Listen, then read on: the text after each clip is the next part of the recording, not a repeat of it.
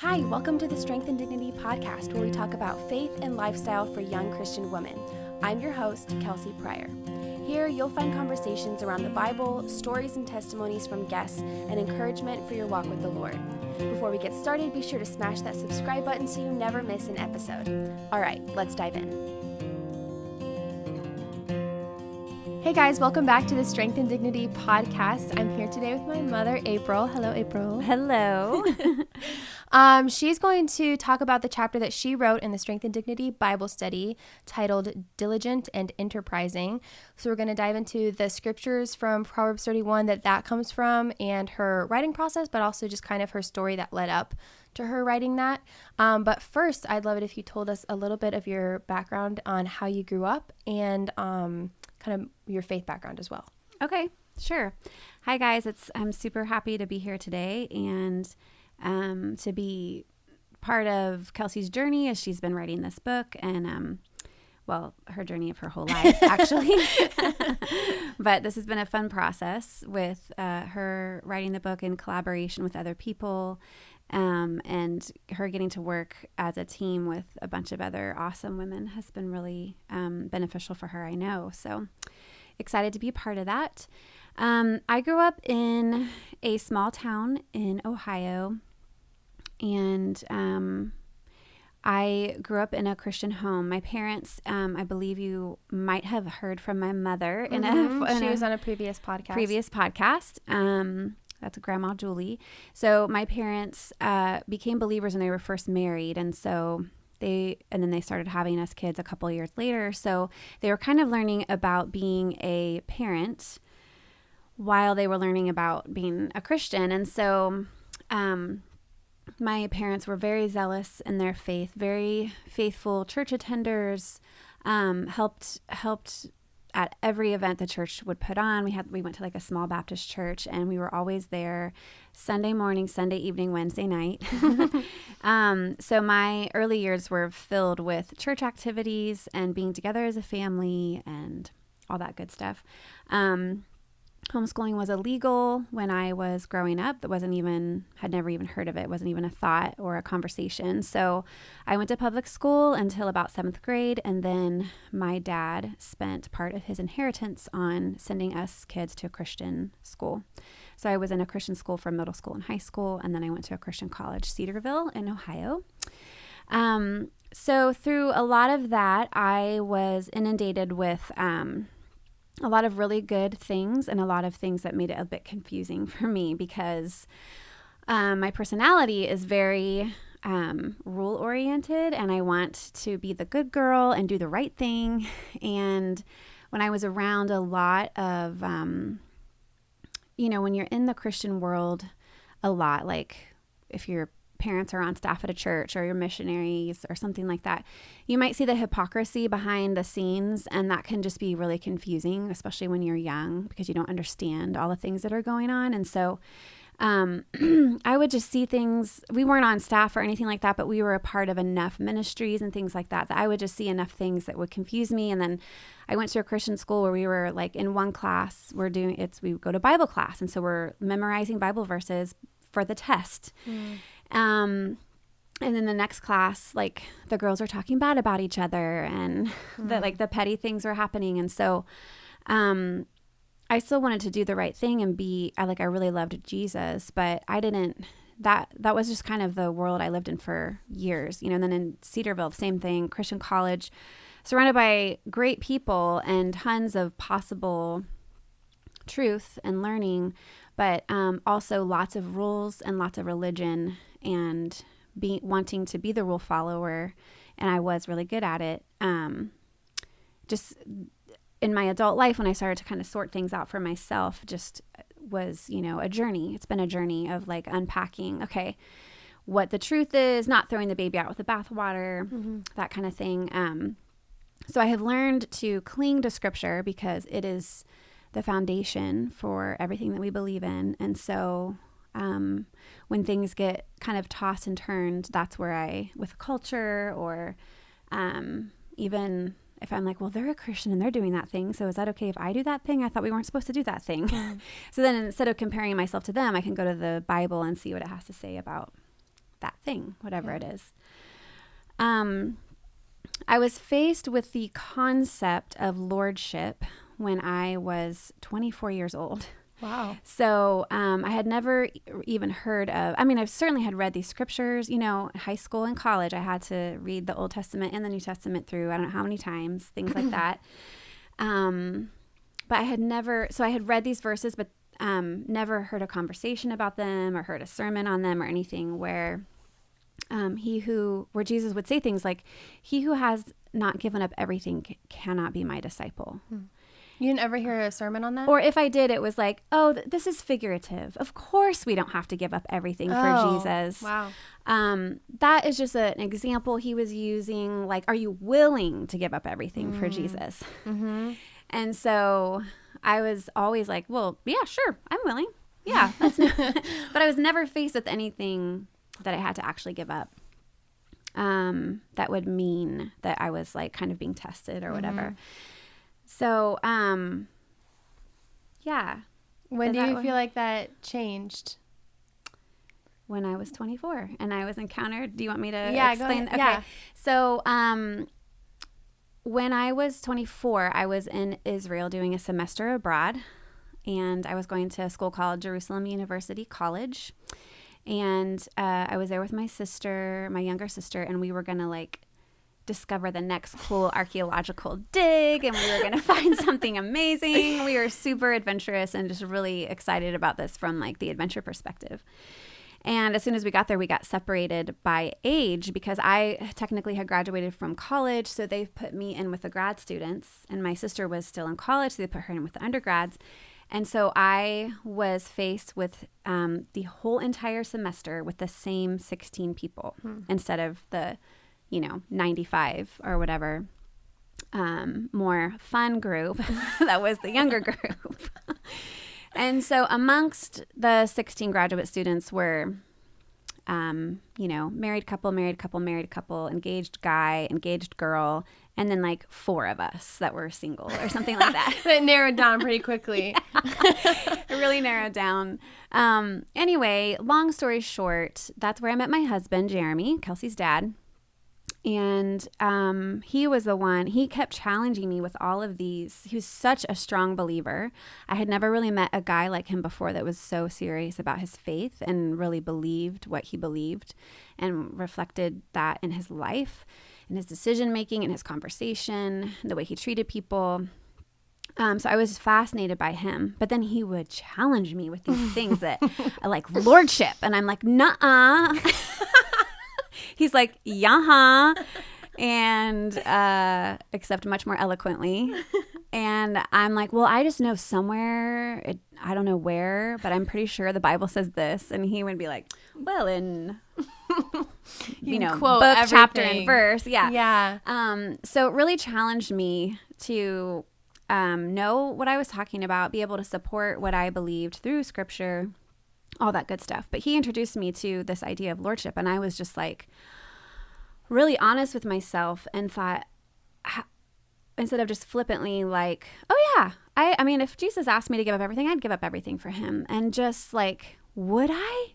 Is Jesus Lord of my life? Have I ever really given up everything to follow him? Am I a disciple? I know I love Jesus. I know I go to church. I know I live morally, all these things. Mm-hmm.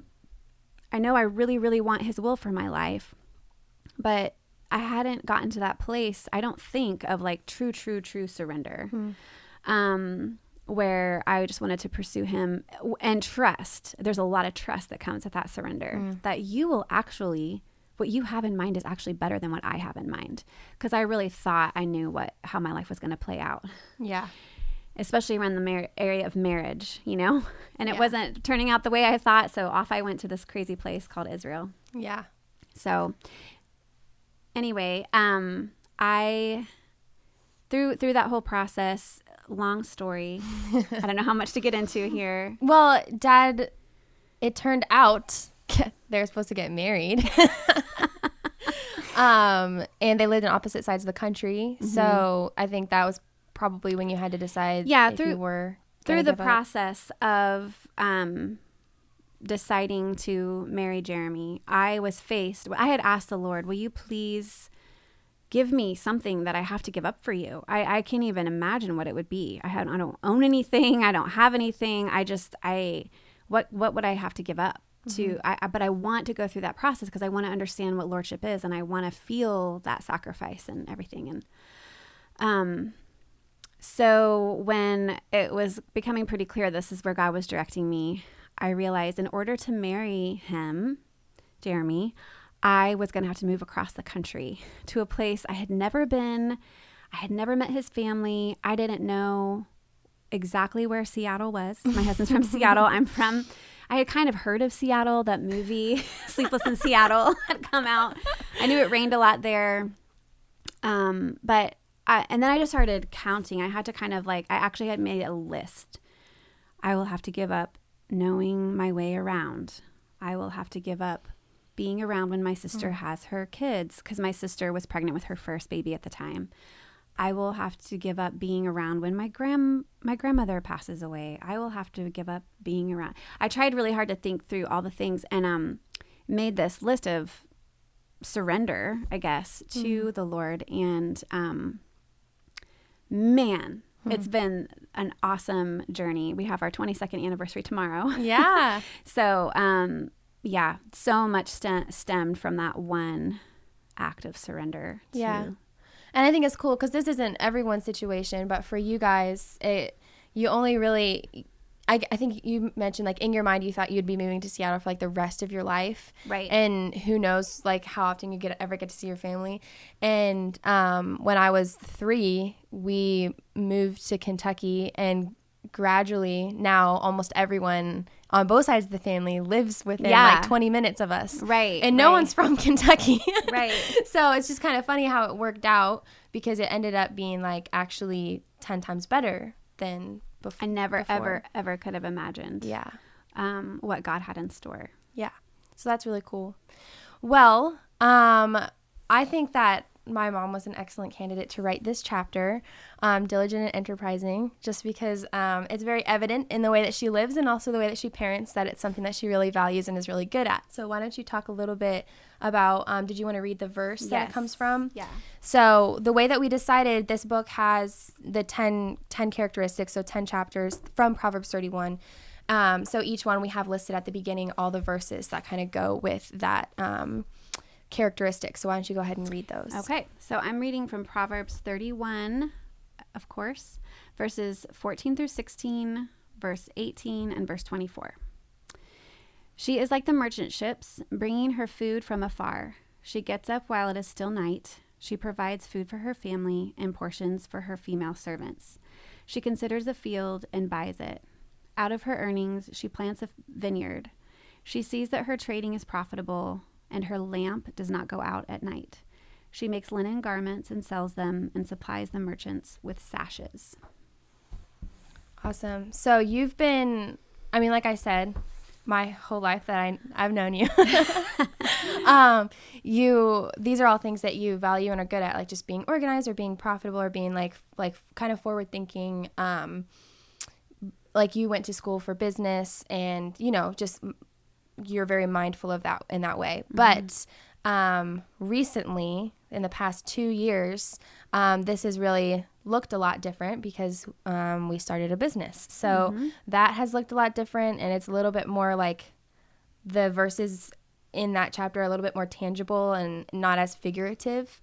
So I don't know, describe your story around just being diligent and enterprising. Like you wrote in the chapter a little bit about when you were in college and then what that looked like, with little kids, and then what that looks like now. Yeah, I think that there were a lot of times when I was like college age, like late high school, college age, where I would I learned how to roll up my sleeves and just really get down to it, like if there were things that had to be done, finding a way to make it through, everything from like when I was little, I'd pretend like the princess was coming to see my house, and I had that if I had to clean, like I had like these motivators that would help me do what I needed to do to get done. My parents taught me how to look ahead and plan for my future. Now, my future might have been like later that day or the following week or something like that. And then as I got older, my future went farther out. But they taught me how to have this thing out there, and then all the steps that would lead up to that thing or that goal, what I needed to do to get to that place. And I think that really helped kind of, I was just trained in that. And I think my personality kind of went well, I guess, with that. My dad really believed in elbow grease and rolling up your sleeves. So, you know, like being willing to do the work. Like we all have to work. And it doesn't just mean like go to work to have a job, but it means like in your home, we keep a clean house, and we are making our land grow things, and we are, you know, doing different things that things break and we have to fix them. And if we don't know how, we have to learn. And so there was just lots of that growing up. And we lived on 5 acres, so we had a lot of property to maintain, and working hard in the summer, it was just a very familiar feeling. So a lot of that. Now, when I became a young mom, and I would read Proverbs 31, especially the part about her lamp does not go out at night, I was like, who is this woman? I'm not sure I like her very much. She was kind of intimidating. Like on some hands, she was inspiring, and some hands, she was just like, I was just like, what? This doesn't make any sense to me. Like, I'm trying to get my baby to sleep through the night. Okay, now I'm potty training one and trying to get the second one to sleep through the night. Now I'm teaching this one how to read and potty training that one, and then trying to get this one to sleep through the night. So like as I progressively added, we have 5 kids in our family, and so learning how to do the constant cycle of like pregnancy, delivery, recovery, and then dealing with whatever the next, you know, child's stage was at, was a lot. And so I think I thought I could be a Proverbs 31 woman outside of that instead of like in and through motherhood. Yeah. And so I kept trying to figure out when I would have time to figure out how to be diligent and enterprising, not realizing doing motherhood, living the life that God had called me to. It was through that process that he was teaching me all of these things that are in Proverbs 31. Instead of your motherhood being like an obstacle to that. Yes, exactly. Yeah. I think I really viewed it as like getting in the way. If I could just sleep through the night, then I could start thinking about these kinds of things. So it was in my, you know, I think I had maybe 3 or 4 kids when I started really pressing into the Proverbs 31 idea and having conversations with other moms about it, reading it over and over and trying to figure out what that meant for our practical life and lives with my friends. I remember you having that study. I don't know if I think I mentioned that in my intro podcast of like the first time I heard of Proverbs 31 is when you at one of our old houses at Story Hill, you had like a group of women over, and I don't know if that was a recurring thing or if that just happened once, but I really wanted to be there for it. I always wanted to be like where all the adults were. Yeah, she did. And you're like, you can't be here. And I'm like, but what are you doing? And you're like, we're reading Proverbs 31. And I was like, well, what's that about? So I don't remember if that happened often, but I at least remember one time. That was the fruit. That Bible study was the fruit of me initially having these conversations. So with other friends before that, and a little bit earlier stage in life, and really catching on and wanting other women to also catch on and have victory in other areas. I did not think about this passage at all when I was single. A young single woman. I didn't get married till I was 25, so I had some years where I was like, so what do I do now? You know, in my day and age, everyone met their husband at college and got married. Like I did not have any friends that didn't happen to. So when I did not meet my husband and I did not get married right out of college, it was a really hard stage for me. And really wanting to be married or wanting to have that person I, was, attached to, that belonged to, and just would be able to like dream with and all that stuff. And so it was a hard couple of years before I met my husband. And then what about, how has that transitioned to what your life looks like now? So I was basically a stay-at-home mom for 20 years. So Kelsey has four younger siblings, and there's a age span from the oldest to youngest of 9 years. So, birthing my youngest and then on into we had different businesses that we would try and start that we ran in our home. During those 20 years, because of my business background in college anyways, I never really had much professional experience in business, but my education was that, and my propensity, I guess, was towards that. Then I would do a lot of the finances or help with the startup side of things. We used to sell Lord of the Rings paraphernalia online before the movies came out, folks. Can you believe there's that? And when Amazon only sold books, that's all they sold at first. So online stores were a new thing, and eBay was brand new. All these things now that have been around for a while, but it was in the heyday of people learning that they could shop online, e-commerce. That was like a new thing. So I helped out a lot with that while raising the little people. And then my husband, along with a couple of his friends, started a video production company. And that's really around the time when I did not help start that business. That was the first one that we started that I didn't help. And that's when I really was turning my heart much more towards homeschooling the kids full-time, different ages, meeting their different needs, learning what it was to run a household. Like by then I had learned a lot about, I'm not just like a mom and I'm not just a wife. I'm running a household that is on its journey to becoming an outpost for the kingdom. And so what does an outpost for the kingdom look like? Well, it's welcoming, it has food, it's comfortable, it might even be kind of pretty on the inside. I'm very functional and minimalistic in a lot of ways, so I had to learn how to be like, oh yeah, I guess we could do this. If you're watching this on video, you can see my room is the not opposite. as functional. It's a little bit frou-frou. Which I love. It's beautiful. I just don't think to do that kind of thing on my own. So I'm kind of minimalistic in that way. So I have been on this journey, still on the journey of learning, what that is. But so how do I run a household? What tone do I want to set? What noise level can I handle? What, all those things. What ideas am I going to kibosh from my kids? What ideas am I going to want them to tease out and thrive. There's a lot of that goes on and has gone on and continues to go on in our home. And so along this journey about 2 years ago or so, about 4 years ago, we lost my dad, Grandpa Don. And so my mom was all of a sudden a widow, which was such a bizarre thing. That my parents had been married 50 years and that my mom becoming a widow, and then a couple years later, Kelsey and I we love to sew and we love to. And I decided not to go to college, so we were all kind of. And then I think Elisa became a teenager, so it was like this weird. Mom was like, "Wait, most of my kids are older." I was like, "Wait, I'm not in school anymore." I decided not to go to college, and Grandma became a widow. So we were all three kind of in this weird transition. Like a new stage of life, kind of? Like all of a sudden I have 4 teenagers. Yeah. Oh my gosh, this is different than when I had 4 toddlers, and it's, it's different.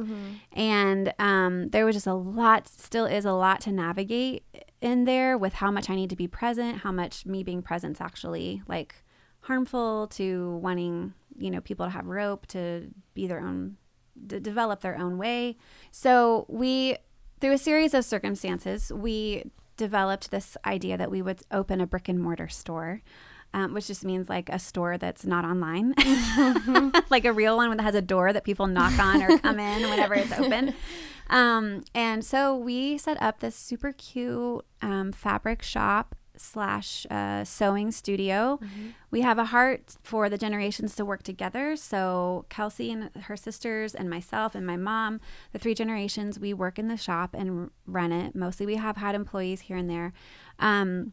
there's a lot of diligence and enterprising that happens when you start something from scratch. And so I have been stretched beyond what I thought I could handle. If you would have asked me even just 3 years ago, I would have been like, what? No way. I wouldn't do something like that. But God really, really, led us that direction. And he is so good at like following through on what he leads you into. So, so now we own a shop that's been around for almost 2 years.